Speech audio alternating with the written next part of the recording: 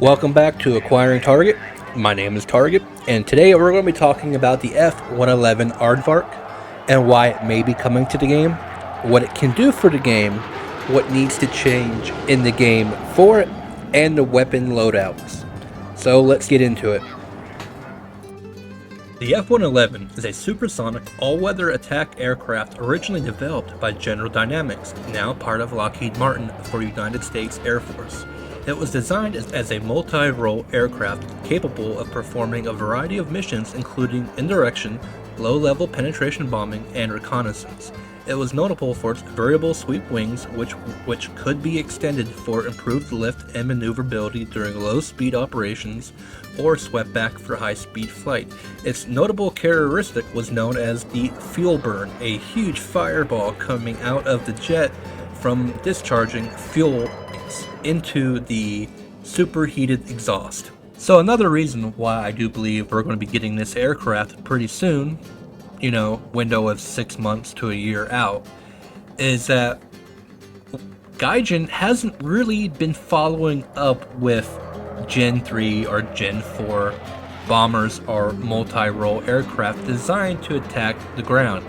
Yeah, we had the A-10, and that's just about it for the past year for high tier, if you want to call 10-3 high tier. This is a supersonic jet that can carry a wide variety of bombs and so forth. The last fast jet that we had for aircraft that was a designated bomber outside of the F105, well, I believe that's a 10-3 or 10-7 aircraft. I may be wrong about the 10-7 part, but back to what I was getting at. The maps are getting larger for air at high tiers, which would make this jet, the F111, and maybe even the B1, we'll talk about that in a later video, coming to this game. Correct me if I'm wrong about this, but the reason why they stopped caring about the bomber tech tree in the majority of most nations is because they would have bomber spam. Back in the day, people would just spam, I believe, the B-29, and everybody would just be in space climbing and bombing and no one would come down. So they limited 4 bombers per map. Well, at higher tiers, no one really bombs anymore. So outside of the F4s, no one really does anything anymore for bombing. It's mostly just air combat.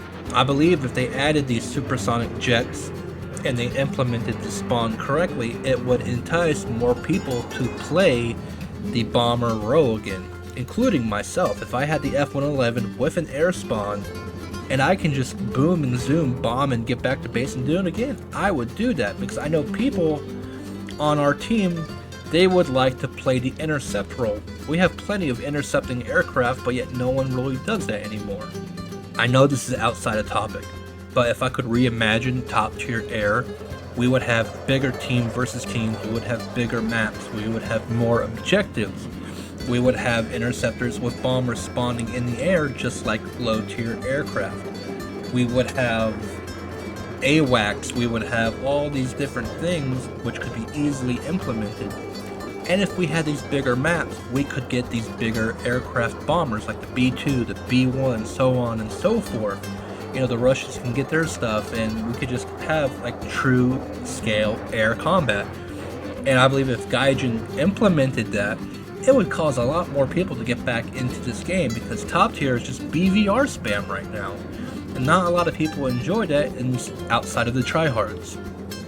Now we're going to talk about the F111's payload. For the majority of it, it's pretty copy and paste for the rest of the aircraft at that era, except it was designed to carry nuclear ordnance.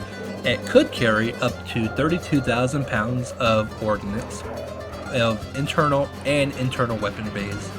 It could carry your conventional bombs, your cluster bombs, your laser guided bombs. It could also carry air-to-air for self-defense as AIM-7 Sparrows and the AIM-9s.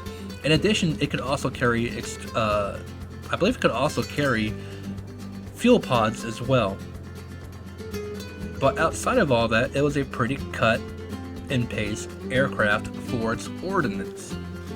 If you guys are still here for all this, if you could leave a like, a comment, if you could also hit that subscribe button, it helps me out a lot. Thank you, and I hope you guys have a great day.